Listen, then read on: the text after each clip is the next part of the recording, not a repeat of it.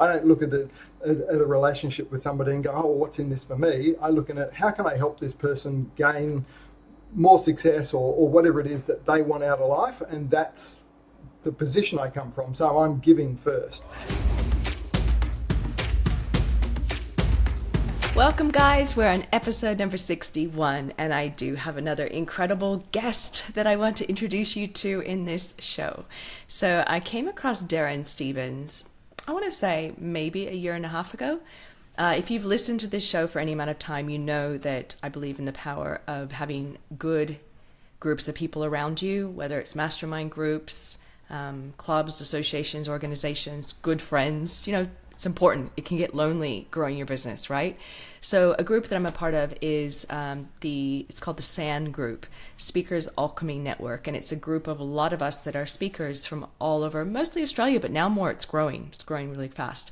It's a really incredible group. And I met Darren through this group.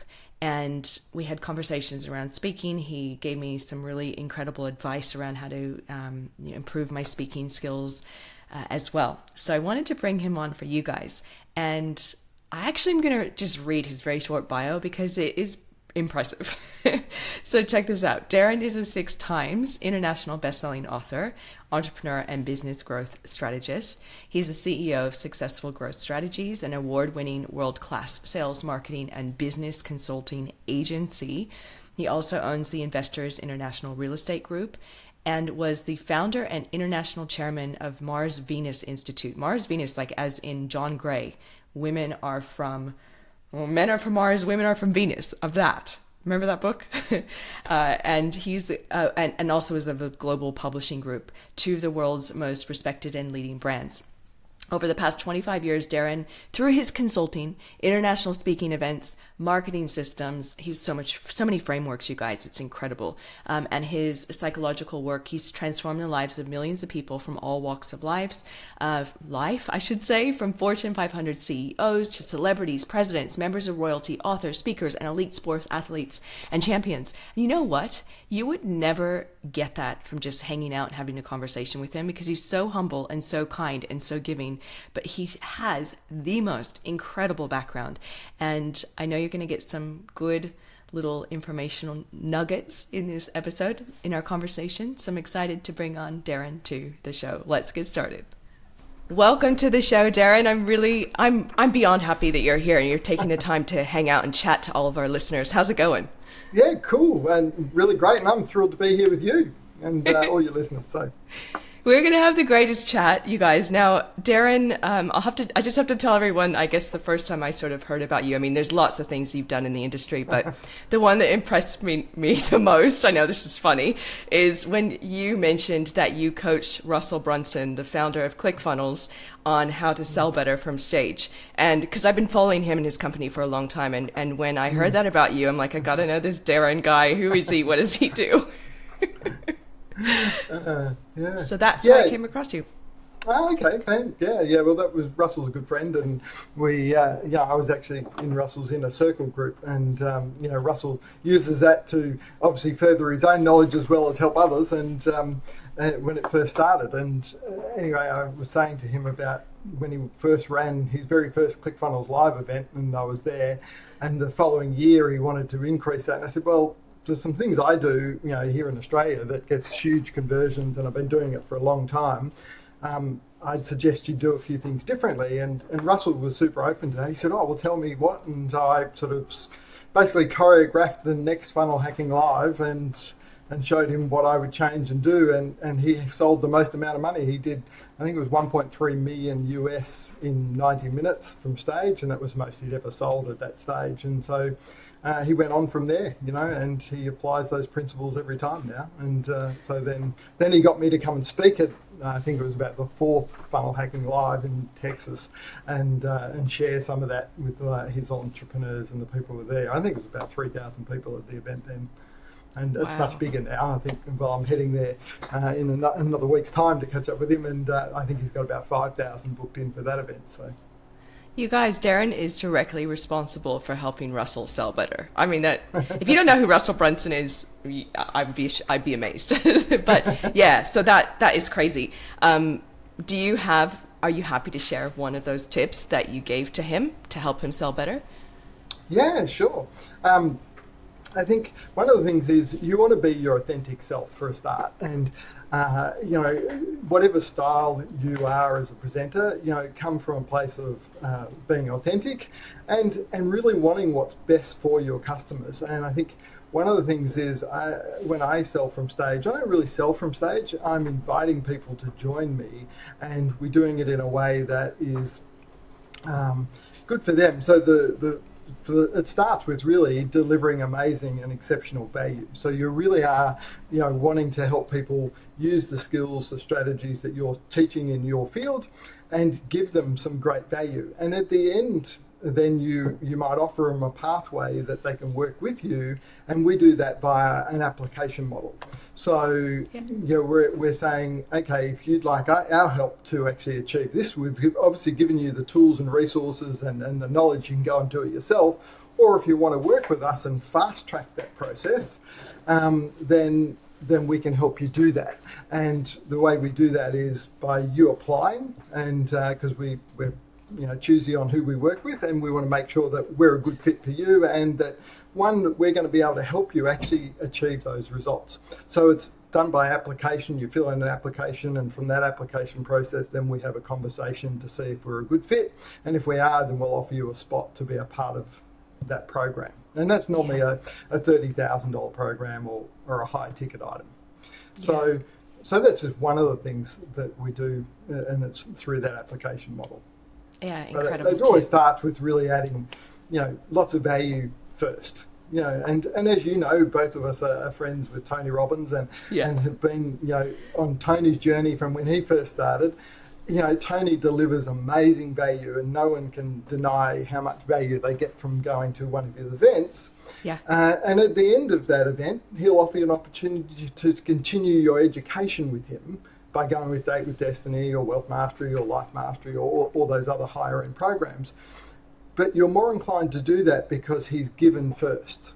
And I'm a big believer of always looking at how can I help serve somebody or make a difference in their life first. And that's my first place of call. That's where I start. And I don't look at a relationship with somebody and go, oh, what's in this for me? I look at how can I help this person gain more success or whatever it is that they want out of life, and that's the position I come from. So I'm giving first, and then if something comes back my way, or if I have something of value that they think, then they're more likely to want to join that because I've given unconditionally without any expectation, if you like, of getting anything back from the start.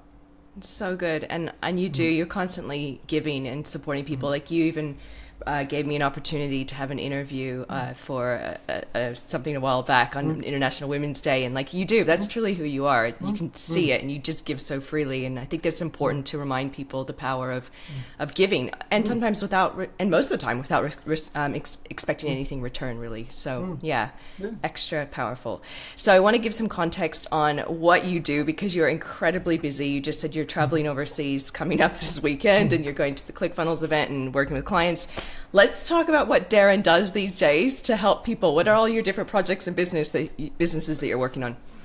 Well, I have my Entrepreneurs Inner Circle called the Entrepreneurs Inner Circle. So that's a higher end mentoring group for businesses or people that wanting to really grow and scale their business. So I work very closely with them then to do that with their brands and their businesses. So, and we're looking at every aspect. So because I have a background of personal development as well and mindset, I can pretty much shift somebody's psychology or mindset if it needs to be to get them where they need to be as well, besides looking at all their business strategies and their overall bigger picture.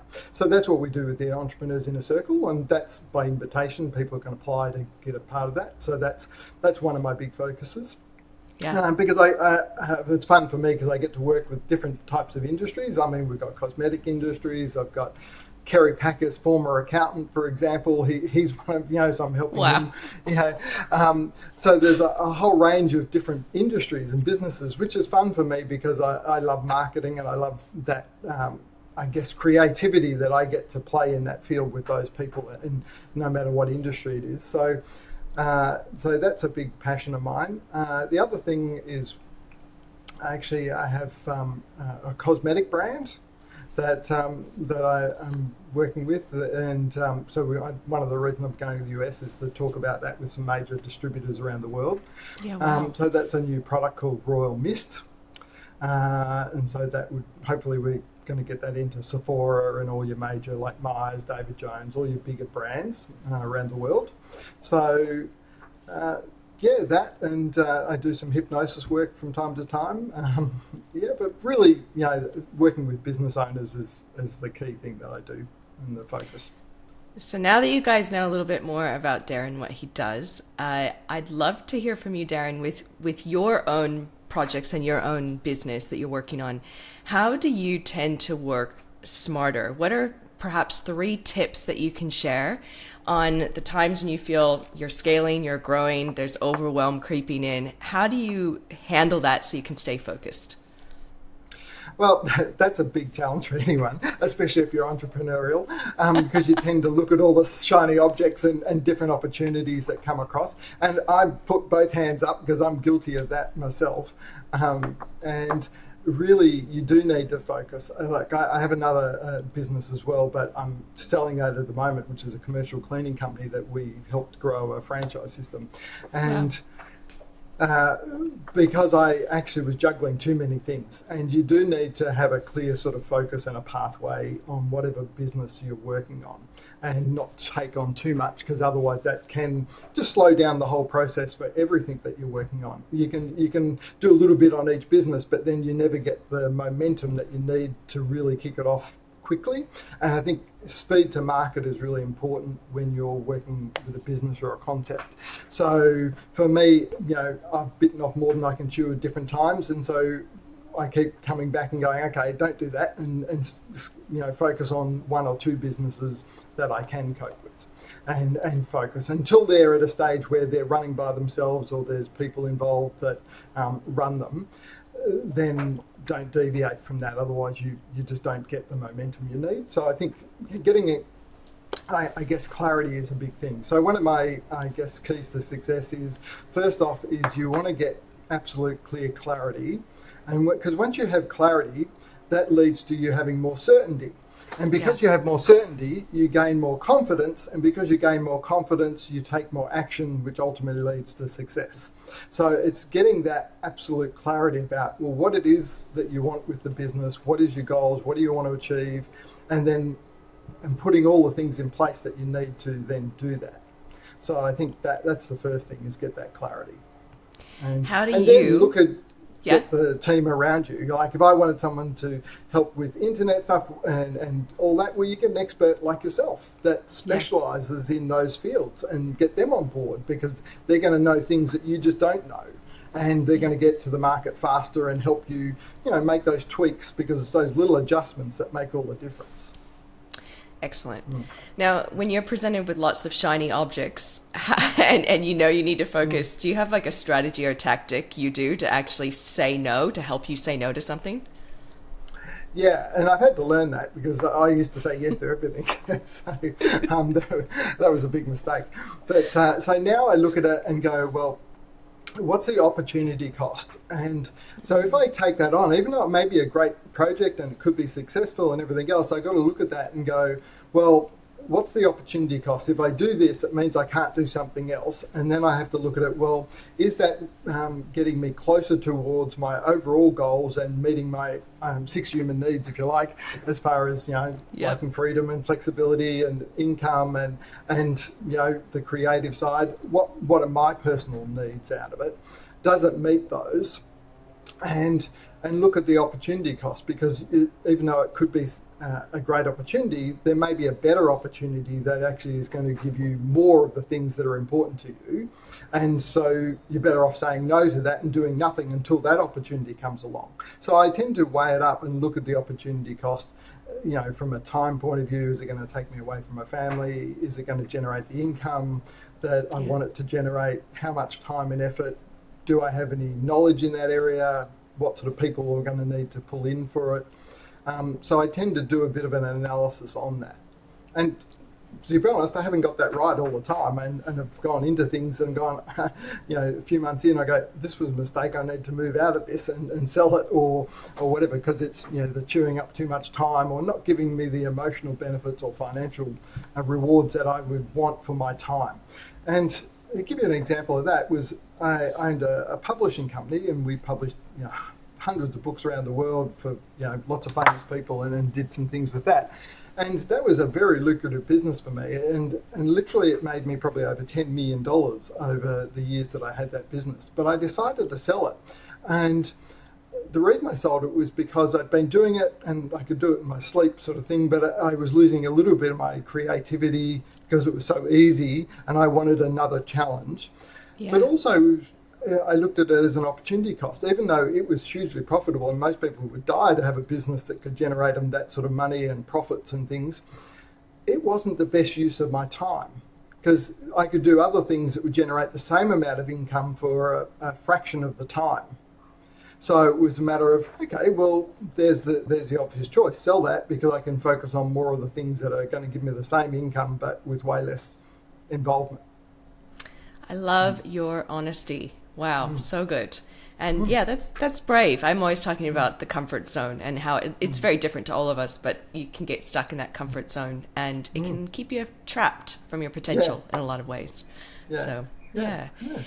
Now I want to talk to you about how you work with the client, and if you maybe the inner circle that you have even. It'd be really cool to hear a case study. So the before and after of somebody that came to you. What exactly did you do? And I'm happy for you to even shout out the name of the business or the person if you want, but what happened when they came to you, and where are they now as a result of working with you?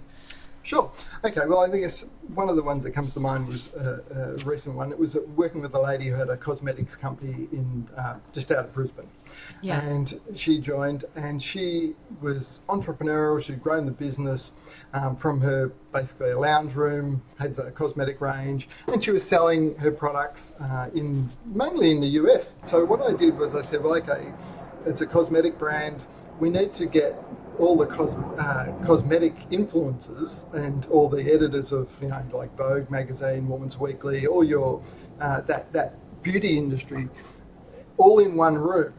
And if we can get all the influencers in one room, and we put on a breakfast, so we did that actually in Sydney at one of the, I think it was at the Chiswick, so a nice restaurant by the famous chef there. And we invited all those editors of magazines and all the influencers into one room for a breakfast. It was fully paid for them to meet JC from Rococo's Botanicals. And so we then did that, and we gave them big sample packs of all her cosmetics and said she's Australia's best kept secret, so no one knew about her. And they came along, they got to mix with all their other peers from the industry. They did like a fireside chat. We got a journalist to come in and interview her. We filmed the whole thing and took photos, obviously, of the whole thing. And what that did was put her on the map, because all of a sudden we had about 25 women journalists from all these different industries that were then going to go away and they got samples of the product, but they wrote articles about the product. So she was then plastered across the media everywhere as Australia's best kept secret. And then we took the footage from that event and all the photos and obviously blew that up on social media and things. But then we also used it to go into a whole range of cosmetic awards. So we took the footage from that and used that as a part of the awards nomination competition of who she is and da-da-da. And then she ended up winning the LA Beauty Awards for one of her products that was created here in Brisbane.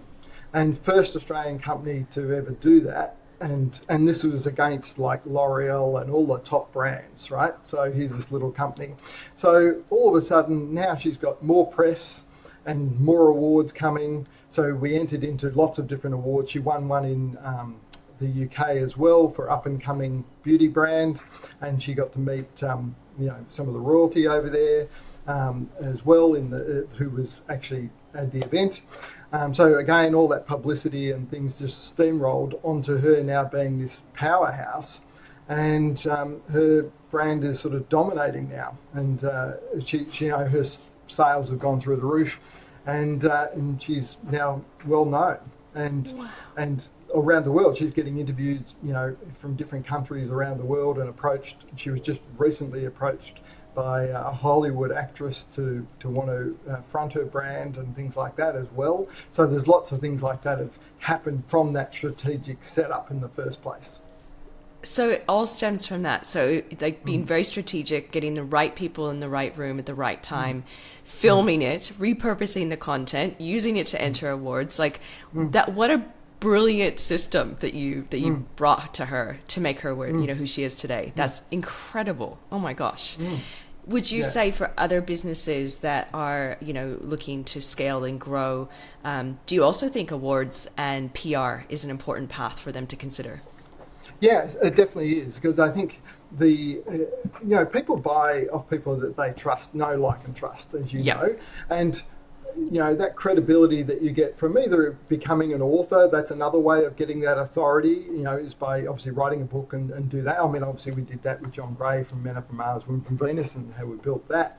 But also that applies to anyone. But also you can do that through, having some PR pieces and getting written up in the paper, and they all stack on top of each other. That gives you great credibility, because one journalist writes about something, some other journalist writes about something, and all of a sudden you've got great things that you can put on your website. You can repurpose that, and you've got it forever. So it's building a brand asset for you.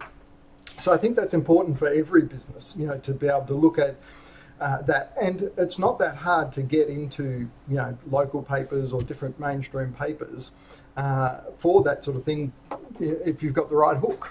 And that's, where someone like yourself comes in, or me, if they're working with me, to carve that hook, that angle that you get into the marketplace with.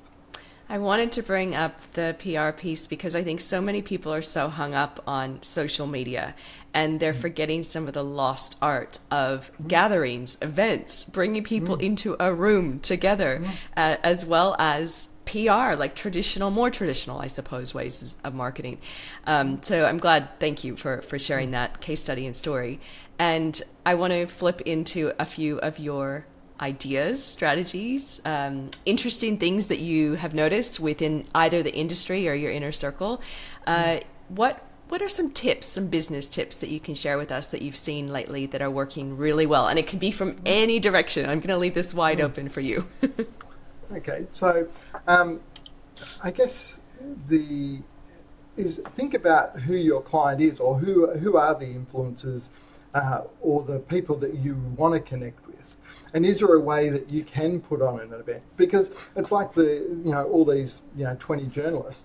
Well, they're not going to give up champagne breakfast and beautiful breakfast at a famous chef's restaurant and get indulged and looked after for a couple of hours of their time when you put an invitation out like that. So can you do that? You could do a high tea, you could do a whole range of things for your industry. And so I think doing events like that where you're getting the key influencers all in one room, so you can do a presentation or talk about your brand or business over dinner or over a high tea or a breakfast or whatever, is a great way to have a big impact fast. And for a little cost. I think, it probably costs $3,000 or $4,000 to put that whole event on, but you probably got, $500,000 worth of free publicity. Yeah. So, plus she's got that forever now, so it's pushed the value of her business up. It's helped her win awards.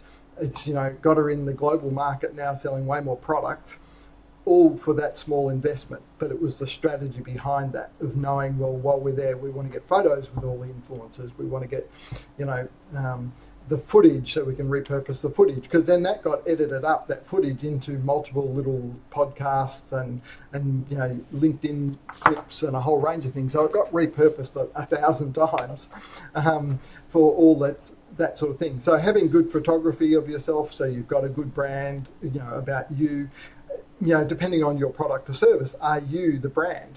So because people buy you as well. They're buying into your personality. So have you got that position right? I mean, that's something we did with JC. We did a photo shoot first, so we had then really good media shots to be able to send people, in different, poses and things like that as well. So have you got that brand package put together about you and your product?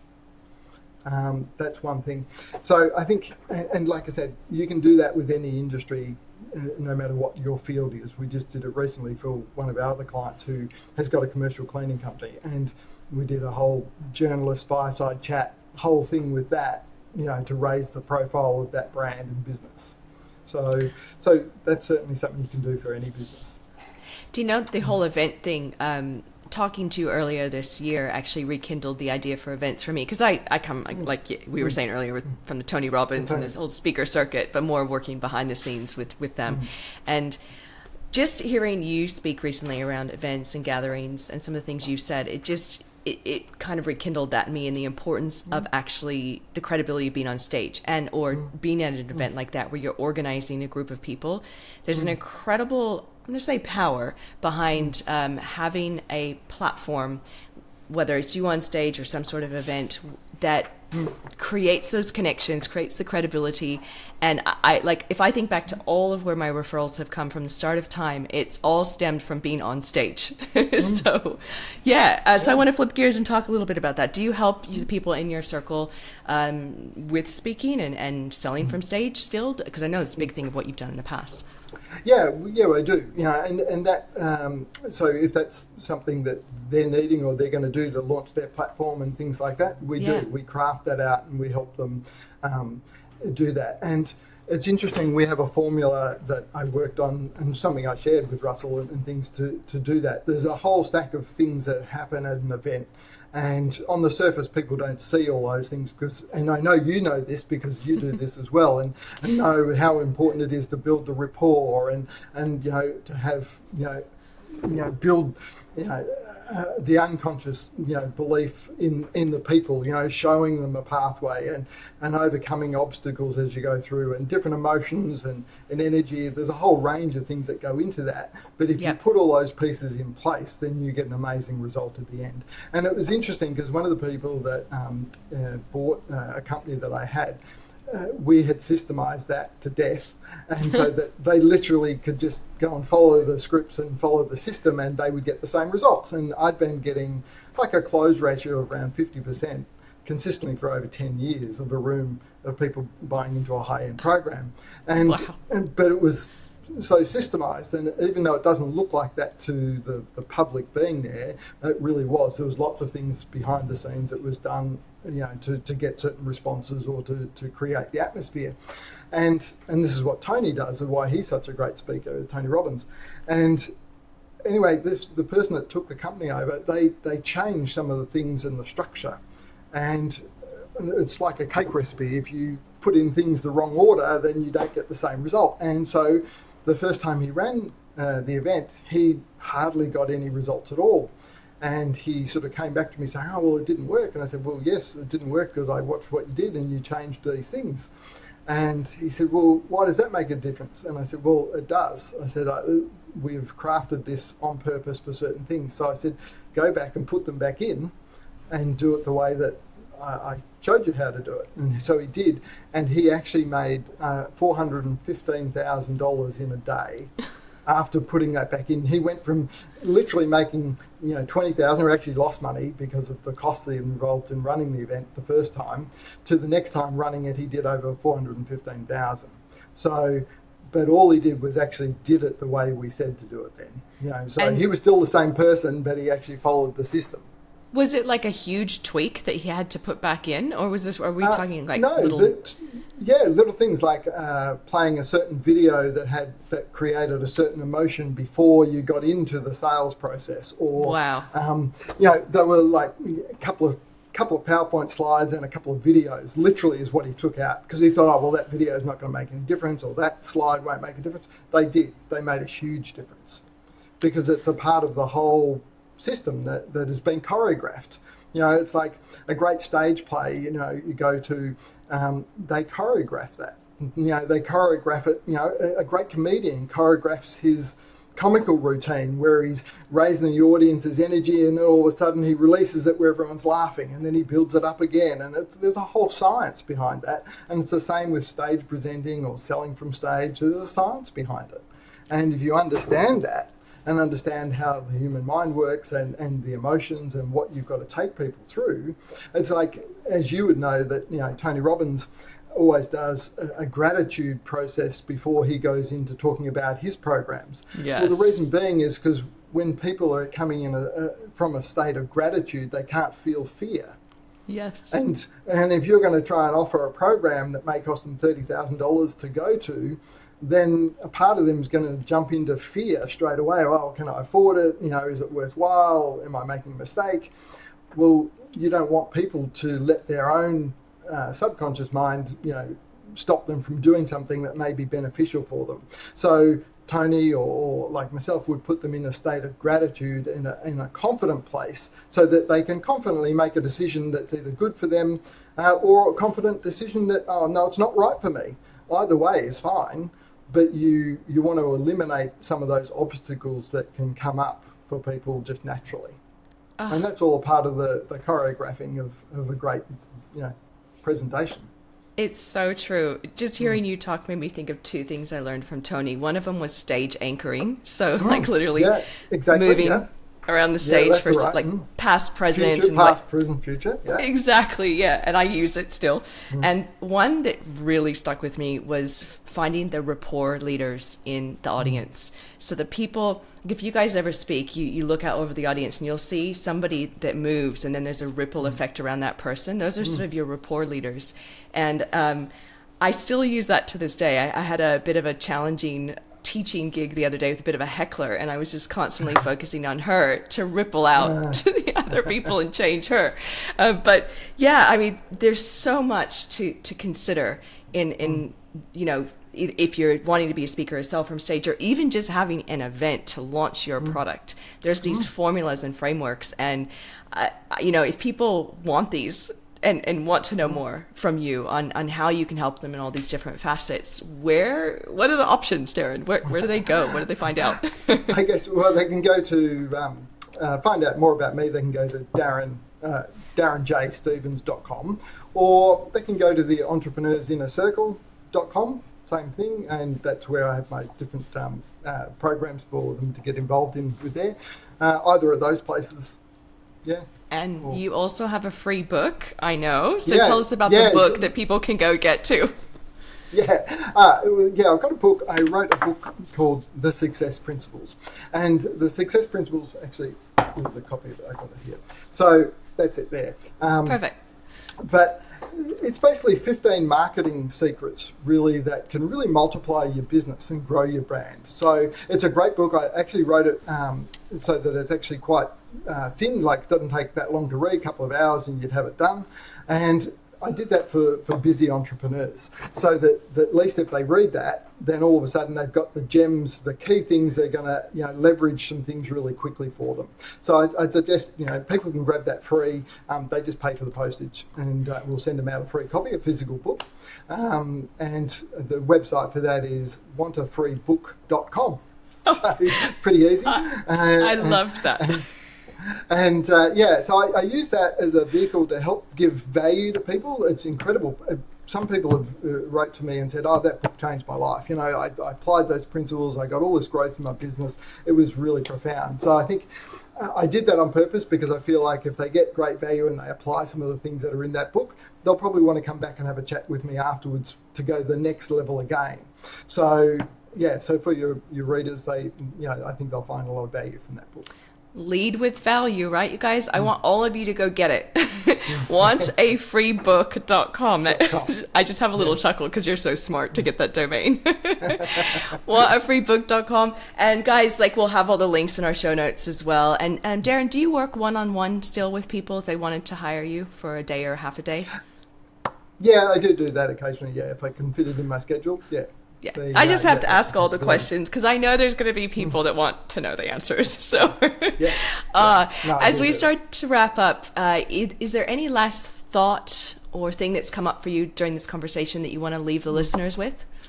Yeah, I think one of the things in business, look, I think being an entrepreneur is an exciting thing, and you can really make a big impact on people's lives. And I think, I grew up in a small country town from a very blue-collar worker family, so we didn't have a lot. And, I went and learnt by going to seminars and growing myself like yourself. And one of the things is that, continually to grow you. Do courses, get around, hang out with smart people like yourself and learn from them and spend time with them, and invest in your own education.